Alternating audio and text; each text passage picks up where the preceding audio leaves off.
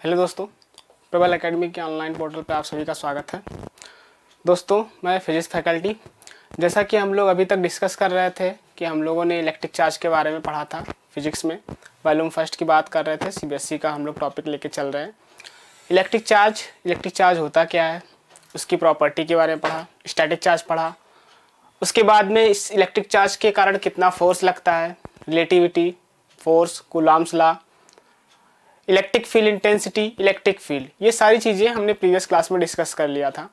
आज का हमारा टॉपिक रहेगा इलेक्ट्रिक डायपोल।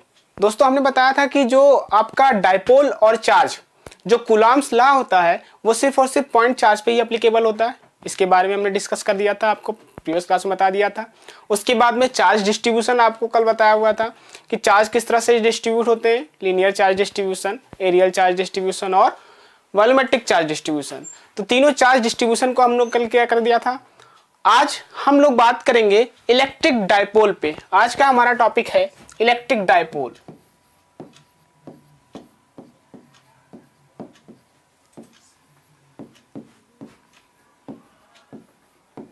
Electric dipole. दोस्तों, डायपोल क्या होता है?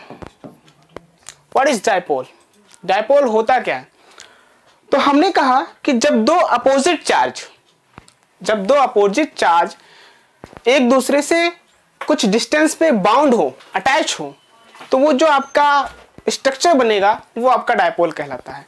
यानी two opposite charges, two equal and opposite charges,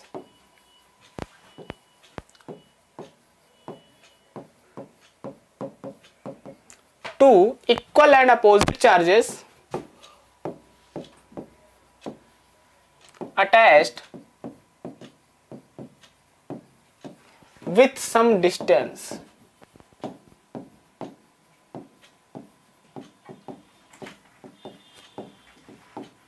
is called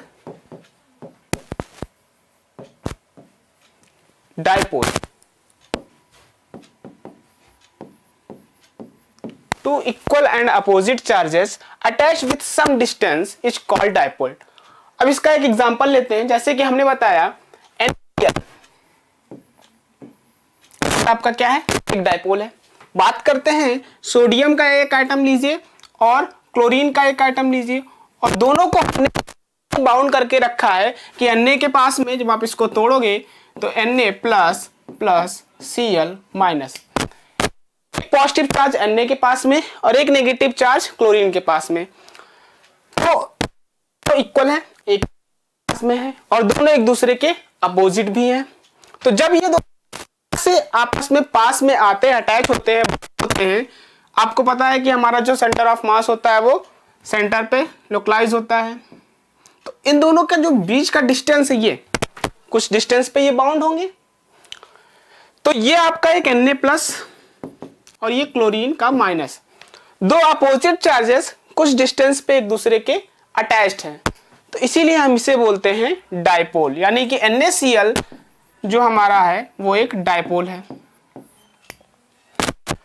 ठीक है, तो समझ में आ रहा है क्या?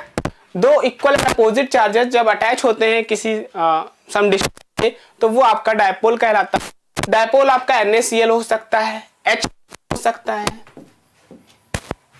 ठीक है, ये सारी चीजें आपकी डायपोल होती हैं।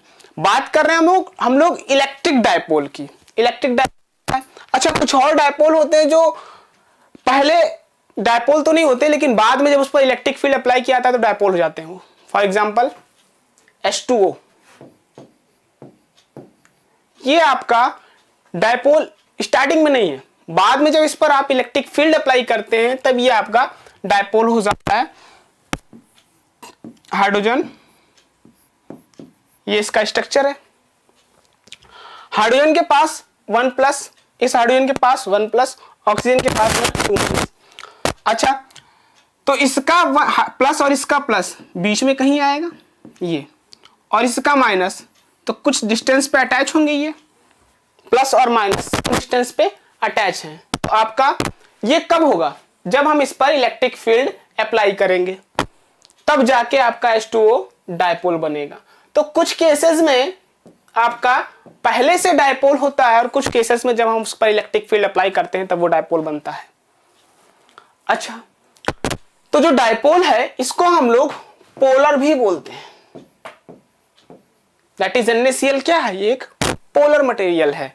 और H2O स्टार्टिंग में नॉन पोलर मटेरियल था, बाद में जब उस पर इलेक्ट्रिक फील्ड अप्लाई किया गया तो वो आपका पोलर बन गया। यहां तक कोई डाउट नहीं होगा आई थिंक। तो डायपोल आई थिंक समझ में आ गया होगा कि डायपोल दो इक्वल एंड अपोजिट चार्जेस को सम कुछ डिस्टेंस पे रखने पर जो स्ट्रक्चर बनता है वो आपका डायपोल कहलाता है। ठीक है, अब बात कर रहे थे इलेक्ट्रिक डायपोल की।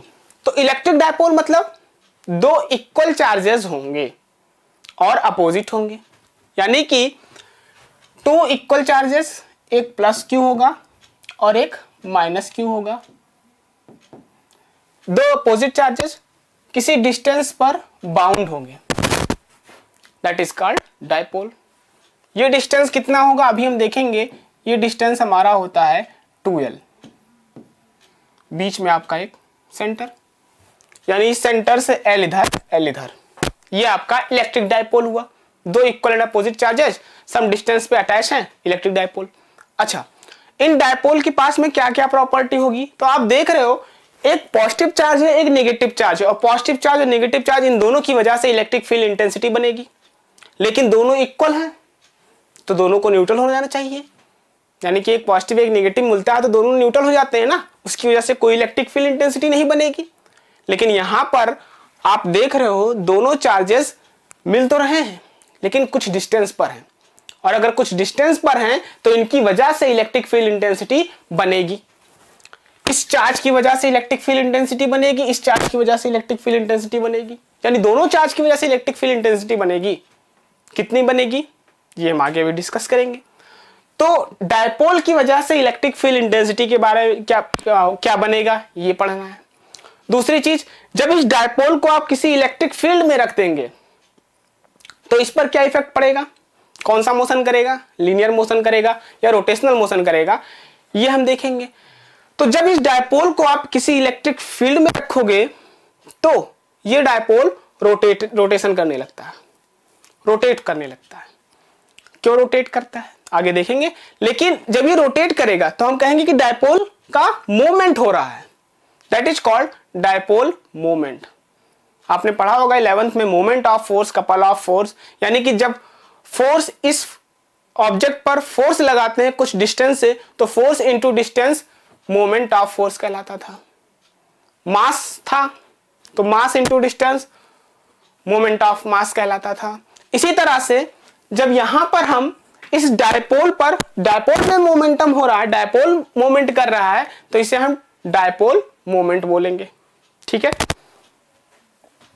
और डायपोल मोमेंट को हम क्या लिखेंगे, उसको लिखेंगे P से, यानी कि अगर ये डायपोल है हमारा, ये इधर रोटेट कर रहा है, इधर रोटेट कर रहा है, that is torque QE, force इस पर QE लग रहा है, इस पर फोर्स QE साइड लग रहा है, दोनों अपोजिट लग रहे हैं।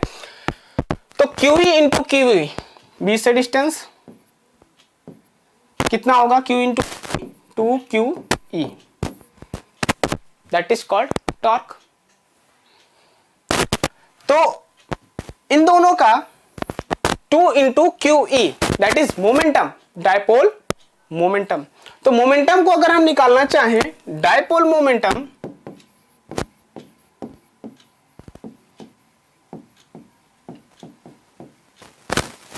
इसको लिखते हैं P से, P equals to Q charge into इनके बीच का डिस्टेंस।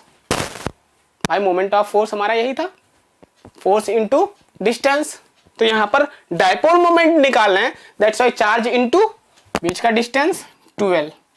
तो P इक्वल्स टू 2QL, ये आपका डायपोल मोमेंट का फॉर्मूला आ गया। यानी dipole moment P equals to Q into 2L। अच्छा, डायपोल कैसी क्वांटिटी, तो डायपोल इज अ क्वांटिटी। अगर ये वेक्टर क्वांटिटी है तो इसके पास में डायरेक्शन होगा, डायरेक्शन होगा तो किधर होगा। तो डायपोल की जो डायरेक्शन होती है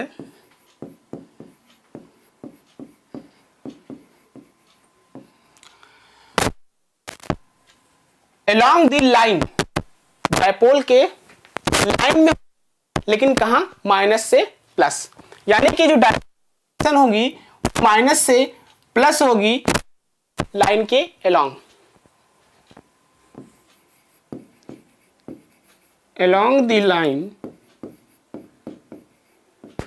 from negative to positive। ये आपकी डायपोल मोमेंट की डायरेक्शन हो गई। ठीक है, तो इस डायपोल की वजह से क्या इलेक्ट्रिक फील्ड इंटेंसिटी बनेगी और कहां पे बनेगी, इसी को हमें निकालना। और ये आपसे बोर्ड एग्जाम में कई बार पूछा जा चुका है कि डायपोल मोमेंट की वजह से इलेक्ट्रिक फील्ड इंटेंसिटी कितनी होगी। दो क्वेश्चन इस पे बनते हैं। एक तो बनता है कि इस डायपोल की वजह से एक्सियल लाइन पर, और एक बनता है इक्वेटोरियल लाइन पर। तो ये आपका एक्सिस है, ये वाली लाइन आपकी एक्सियल लाइन कहलाती है और ये वाली लाइन आपकी इक्वेटोरियल लाइन कहलाती है, इक्वेटोरियल लाइन। तो एक्सियल और इक्वेटोरियल इन दोनों पे आपसे एग्जाम में पूछा जाता है कि डायपोल मोमेंट की वजह से एक्सियल पर कितना इलेक्ट्रिक फील्ड इंटेंसिटी होगा और इक्वेटोरियल पर कितना इलेक्ट्रिक फील्ड इंटेंसिटी होगा।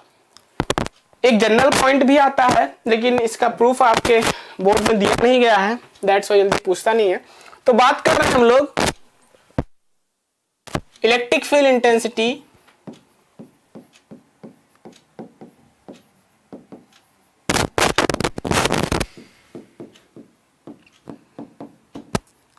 at axial point by dipole।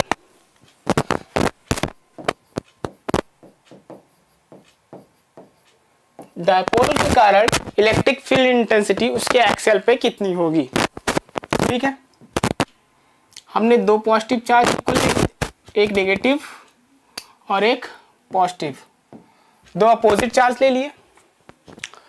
इसकी वजह से इसके एक्सेल पे, यानी कि यहां पर P पॉइंट पर इलेक्ट्रिक फील्ड इंटेंसिटी का पता करना है। सेंटर, तो जो डिस्टेंस लेते हैं हमेशा वो उसके सेंटर से लेते हैं, डायपोल के सेंटर से लेते हैं। तो हमने कहा इसके सेंटर से r डिस्टेंस पर हमें पता करना इलेक्ट्रिक फील्ड इंटेंसिटी कितनी होगी। इन दोनों के बीच का डिस्टेंस कितना होता है, तो हमने बताया 2l। तो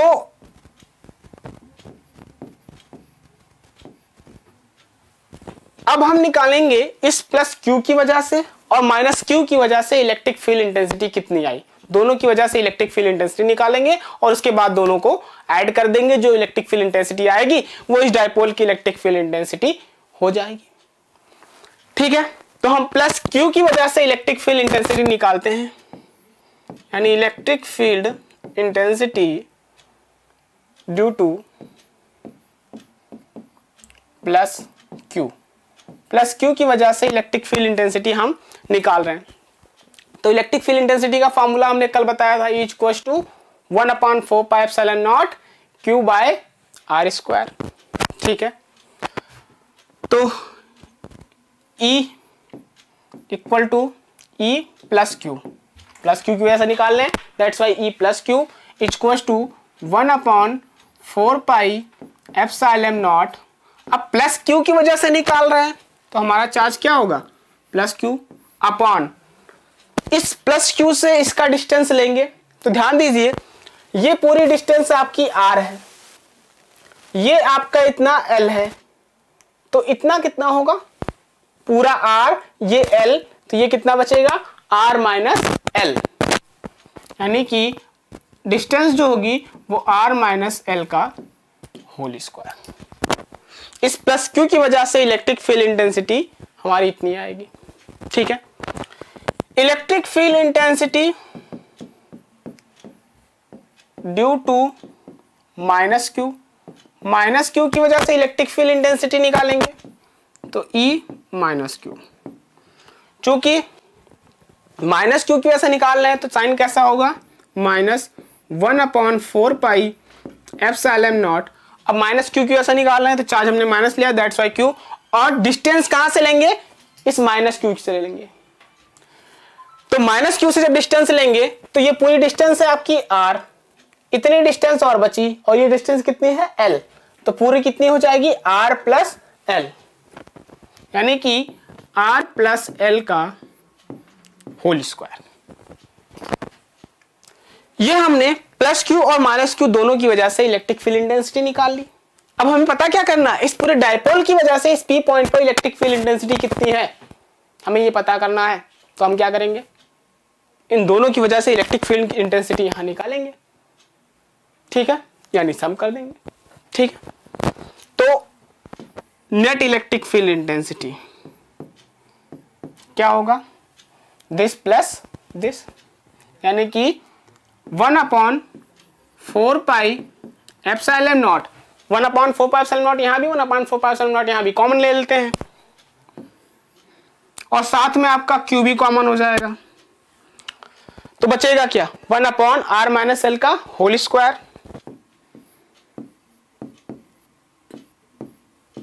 और माइनस 1/,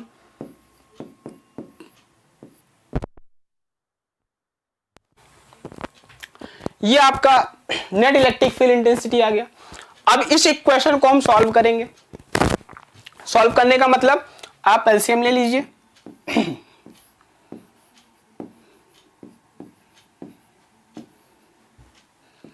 एलसीएम कितना आएगा, r माइनस एल का होल स्क्वायर और r प्लस एल का होल स्क्वायर,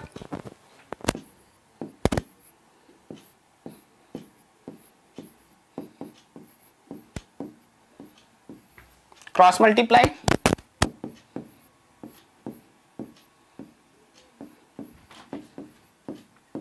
क्रॉस मल्टीप्लाई किया, ठीक है। अब जब आप इसको ओपन करेंगे तो a प्लस बी का होल स्क्वायर का फार्मूला, a माइनस बी का होल स्क्वायर का फार्मूला ओपन होगा, और जब ओपन होगा तो r square plus L square plus 2rl minus r square plus L square minus 2rl, तो आर स्क्वायर और एल स्क्वायर दोनों तो कैंसिल हो जाएंगे आपके, और ये माइनस जो 2rl बचेगा वो माइनस माइनस प्लस 2rl हो जाएगा, और प्लस 2rl यहाँ प्लस 2rl यहाँ कितना हो जाएगा 4rl। तो हम शॉर्टकट कर दे रहे हैं, Q upon 4 pi epsilon not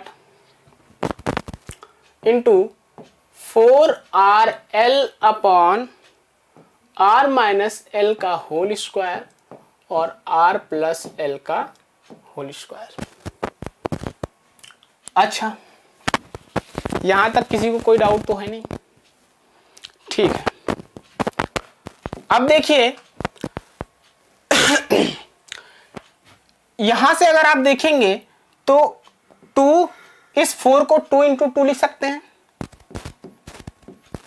और QL 2 इंटू 2 QL, और आपकी एक कार बची रह गई, ठीक, upon 4 pi epsilon not r minus l का होल स्क्वायर और r प्लस एल का होल स्क्वायर, ठीक है।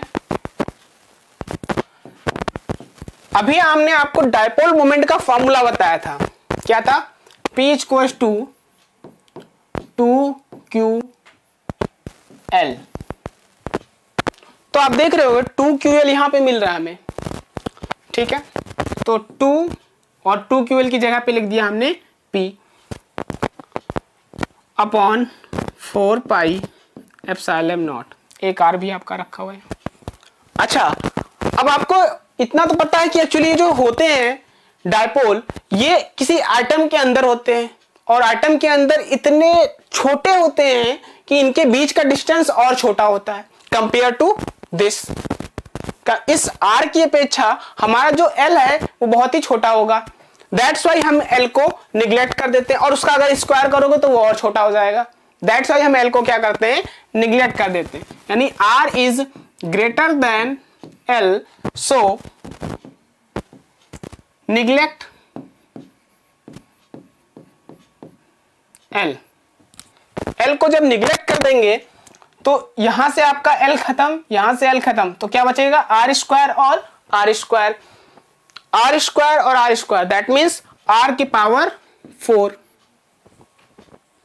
एक आर आपका यहाँ पे है और एक आर यहाँ से कैंसिल हो जाएगा, तो आपका फॉर्मूला आया E equal to 1/4 pi epsilon naught, क्या बचा 2p by r cube. This is the formula of the electric field intensity of the dipole at axial point. Axial point पर इलेक्ट्रिक फील्ड इंटेंसिटी के dipole का formula E equal to 1/4 pi epsilon naught 2p by r cube. इसमें अगर कहीं कोई doubt होगा तो आप हमें बता दीजिएगा कमेंट सेक्शन में, ठीक है। हम नेक्स्ट क्लास में उसको सही कर देंगे, आपकी डाउट को क्लियर कर देंगे, ठीक है। चलिए, तो ये तो हमारा हुआ electric field intensity at axial point. Exam में बहुत बार पूछा जा चुका है ये बोर्ड में। दूसरा आपका क्वेश्चन है electric field intensity eight equatorial point, यानी जब कोई इक्वेटोरियल पॉइंट पर होगा तब वहां पर इलेक्ट्रिक फील्ड इंटेंसिटी हम कैसे निकालेंगे, ठीक है। इलेक्ट्रिक फील्ड इंटेंसिटी एट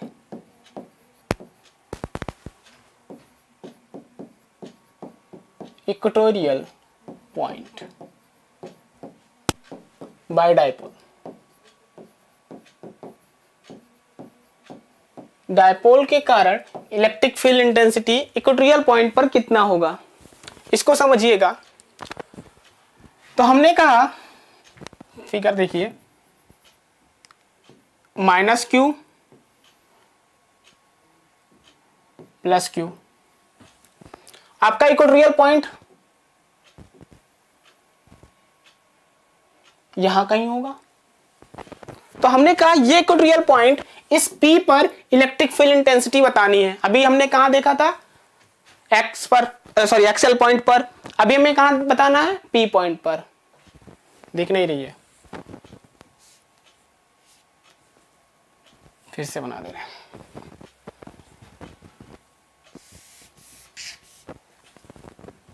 अभी ठीक है।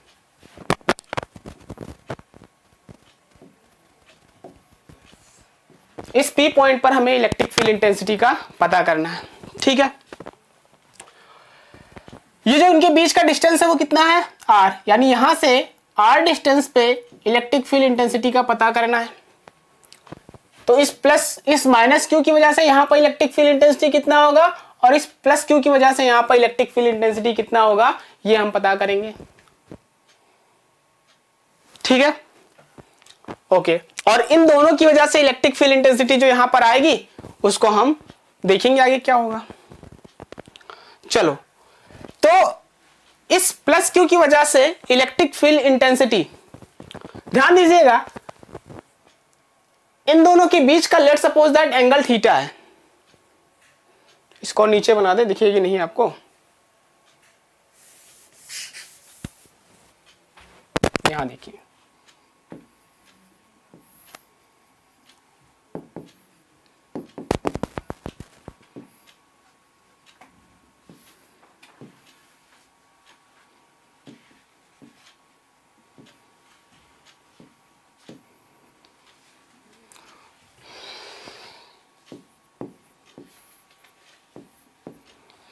तो हमने कहा -q और +q की वजह से इस P पॉइंट पर इलेक्ट्रिक फील्ड इंटेंसिटी का पता करना है। तो इस -q की वजह से इलेक्ट्रिक फील्ड इंटेंसिटी इस तरफ, इस +q की वजह से इलेक्ट्रिक फील्ड इंटेंसिटी इस तरफ, दोनों की वजह से इलेक्ट्रिक फील्ड इंटेंसिटी हमें मिल गया। लेट सपोज दैट +q की वजह से E1 और इस -q की वजह से E2। अब electric field intensity vector quantity है, तो हम क्या करना पड़ेगा, यहां पे हमें कंपोनेंट लेना पड़ेगा। अब अगर ये थीटा तो ये भी थीटा होगा, बाइसेक्टर एंगल। तो यहां पर हमें कंपोनेंट लेना पड़ेगा, ठीक है। एक कंपोनेंट आपका बनेगा E1 का ये, और एक कंपोनेंट बनेगा ये।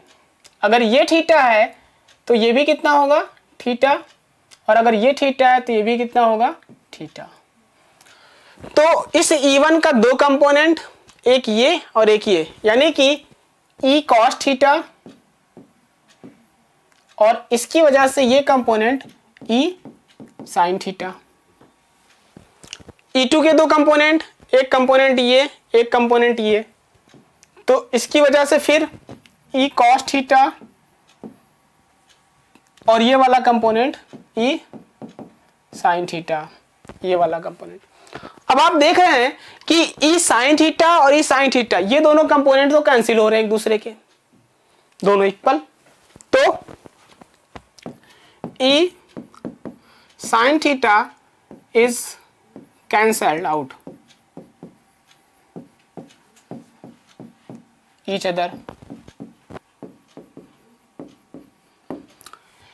ई साइन थीटा एक दूसरे को कैंसिल कर दे रहे हैं, और जो ये ई कॉस थीटा और ई कॉस थीटा ये दोनों क्या हो रहे हैं, एक ही डायरेक्शन में लग रहे हैं, तो दोनों क्या होंगे, हमारे सम होंगे।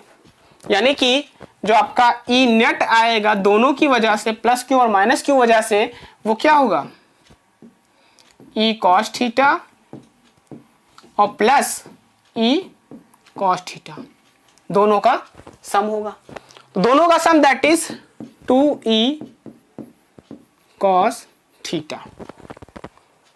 अब ई का फार्मूला हमें पता है, हमने निकाला था 1/4 पाई एप्सिलॉन नॉट।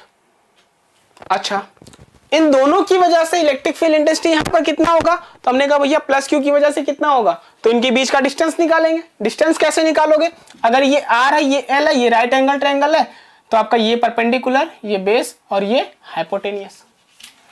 अब अगर हाइपोटेनियस निकालना है तो क्या होगा, बेस का स्क्वायर प्लस परपेंडिकुलर का स्क्वायर। देखिए, यानी कि जो आपका एल आएगा बेस परपेंडिकुलर का स्क्वायर, यानी कि पी क्यू वो कितना होगा, आर का स्क्वायर प्लस एल का स्क्वायर रूट में। और सेम चीज आपका ये भी आएगा, क्योंकि आर ये है एल ये है, तो रूट में r square plus L square. तो डिस्टेंस क्या होगा इन दोनों की वजह से, r square plus L square का रूट। तो 1/4 pi epsilon naught q upon are square plus L square का पावर 1/2, ठीक है। और इनटू कॉस थीटा, यहां से कॉस थीटा अगर हम देखेंगे तो कॉस थीटा की वैल्यू यहां से आप निकालिए। कॉस थीटा इक्वल्स टू क्या होता है भाई, cos theta equals to base upon hypotenuse, ठीक है। बेस कितना है आपका एल, हाइपोटेनियस कितना है अभी निकाला हमने, r square plus L square. तो कॉस थीटा की वैल्यू हमने निकाल दिया बेस अपॉन हाइपोटेनियस। कोई डाउट, ठीक है। अब देखिए 2ql, ये क्या बताया हमने, P इक्वल्स टू बताया था डायपोल मोमेंट 2ql। तो डायपोल मोमेंट का फार्मूला हमारा आ गया 2ql। तो 2ql की जगह क्या लिख सकते हैं, p upon 4 pi epsilon naught, ठीक। R square plus L square के पावर 1/2 और are square plus L square, इन दोनों को सम करेंगे तो क्या होगा, 1/r square plus L square के पावर 3/2, ठीक है। अब फिर हमने कहा कि कंपेयर टू आर, एल आपका बहुत ही छोटा है, यानी r is greater than l, so l is neglect, l को निग्लेक्ट कर देंगे। जब आप एल को निग्लेक्ट कर दोगे तो क्या आएगा, 1/4 pi epsilon naught p upon are square से square cancel, square square cancel, क्या बचेगा r के पावर 3। तो E equals to 1/4 pi epsilon naught p/r³। ये आपका इलेक्ट्रिक फील्ड इंटेंसिटी का फार्मूला आ गया by the dipole at equatorial point. अब दोनों फार्मूले को अगर आप ध्यान से समझेंगे तो इस फार्मूले में आपका था 2p/r³, यानी एक्सेल पॉइंट पर आपको फार्मूला मिला 2p/r³, और इक्वेटोरियल पॉइंट पर आपको फार्मूला मिला p/r³। दोनों में छोटा सा डिफरेंस है, यानी कि एक्सेल पर जो इलेक्ट्रिक फील्ड इंटेंसिटी होगी वो 2 टाइम्स होगा इक्वेटोरियल पर इलेक्ट्रिक फील्ड इंटेंसिटी के। तो एक रिलेशन दोनों में आता है E axial electric field intensity at axial point equal to 2E equatorial.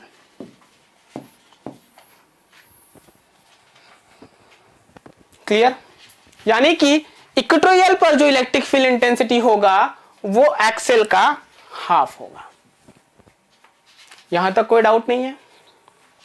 ठीक। और ये दोनों चीजें आपकी बोर्ड एग्जाम में बहुत बार पूछी जा चुकी हैं। अच्छा, यहां पर डायरेक्शन बताइए। अब दोनों की डायरेक्शन देख लीजिए। ये तो हमने मैग्नीट्यूड निकाला। यहां पर डायपोल मोमेंट का डायरेक्शन क्या होगा? तो हमने कहा डायपोल मोमेंट की डायरेक्शन किधर होती है? Negative to positive along the x axis. तो इस प्लस की वजह से यहां पर डायपोल इलेक्ट्रिक फील्ड इंटेंसिटी इधर, इस माइनस की वजह से इलेक्ट्रिक फील्ड इंटेंसिटी इधर, लेकिन किसकी ज्यादा है? प्लस की। तो electric field intensity along the axis. ठीक है, तो यहां पर अलोंग दी एक्सिस, इसमें देखिए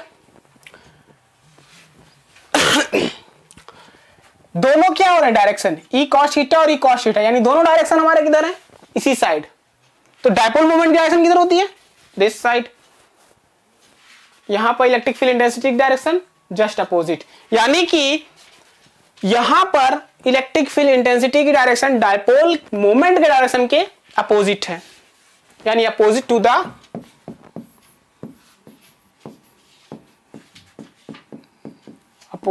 द डायपोल मोमेंट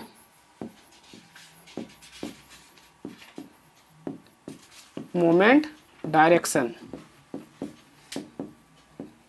और उसमें क्या था? Same to the dipole moment direction, electric field intensity की direction same to the dipole moment का डायरेक्शन। ठीक है, डायरेक्शन क्लियर हो गया और मैग्नीट्यूड आ गया। ठीक है, ये दो चीजें आपकी क्लियर हुई हैं, यानी कि electric field intensity at the axial point और electric field intensity at the equatorial point. और दोनों बोर्ड एग्जाम के पर्पज से काफी इंपॉर्टेंट है, काफी पूछा गया बोर्ड एग्जाम में, कई बार पूछा जा चुका है। अब बात करते हैं कि जो इलेक्ट्रिक फील्ड इंटेंसिटी आपकी है, यानी कि जो डायपोल है उसकी वजह से इलेक्ट्रिक फील्ड इंटेंसिटी तो बनती है, लेकिन अगर उस डायपोल को इलेक्ट्रिक फील्ड में रख दिया जाए तो क्या इफेक्ट होगा, यानी डायपोल किस तरह से बिहेव करेगा। तो हमारा नेक्स्ट टॉपिक है dipole in at electric field.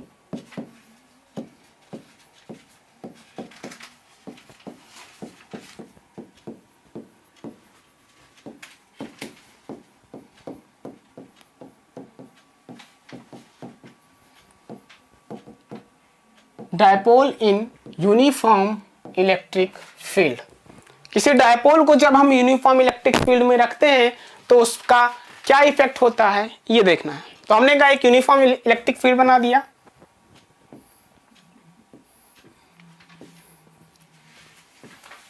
ये इस इलेक्ट्रिक फील्ड में हमने एक डायपोल को रख दिया, ये माइनस क्यू प्लस क्यू, ये यूनिफॉर्म इलेक्ट्रिक फील्ड है। तो जब आप किसी भी चार्ज को यूनिफॉर्म इलेक्ट्रिक फील्ड में रखते हो तो उस पर एक फोर्स लगता है और उस फोर्स की वजह से वो चार्ज मूव करने लगता है। यहां पर क्या होगा कि आपने एक डायपोल को इलेक्ट्रिक फील्ड में रख दिया, जब डायपोल को इलेक्ट्रिक फील्ड में रखा तब इस पर क्या इफेक्ट होगा हमें ये देखना है। तो हमने कहा कि इस पर फोर्स लगेगा इस डायरेक्शन में, कितना? QE। इस पर फोर्स लगेगा इस डायरेक्शन में, कितना? QE। तो इस डायपोल पर नेट फोर्स कितना होगा? नेट फोर्स तो प्लस QE और दिस माइनस QE, और नेट फोर्स आपका क्या हो गया? 0। तो इस डायपोल पर नेट फोर्स कितना आ रहा है? 0 आ रहा है। तो क्या ये डायपोल मूव करेगा? जब इस पर नेट फोर्स लग ही नहीं रहा है तो ये डायपोल मूव ही नहीं कर सकता, यानी ये डायपोल मूव नहीं करेगा। अगर ये डायपोल मूव नहीं करेगा तो क्या करेगा? क्या ये लीनियर मोशन कर रहा है? नहीं। मूव करने का मतलब कि लीनियर मोशन कर रहा है, तो डायपोल लीनियर मोशन कर क्या ही नहीं, यानी linear motion does not exist.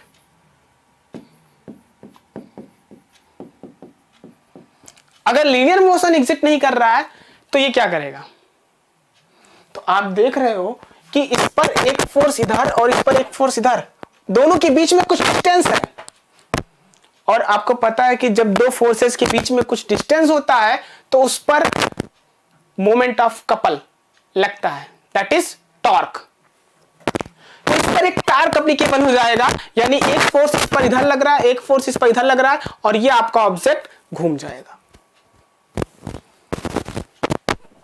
तो फोर्स इस तरफ और आपका ऑब्जेक्ट घूम जाएगा, यानी कि अब ये कौन सा मोशन करेगा?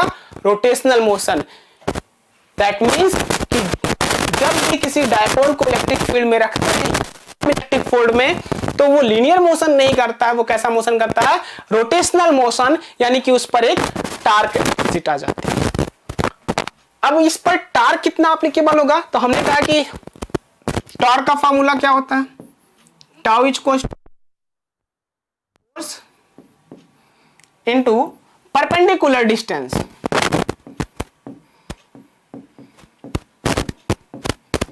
Force into perpendicular distance. तो इस पर फोर्स कितना लग रहा है? QE, और इनके बीच का परपेंडिकुलर डिस्टेंस ये रहा, दिस इज परपेंडिकुलर डिस्टेंस।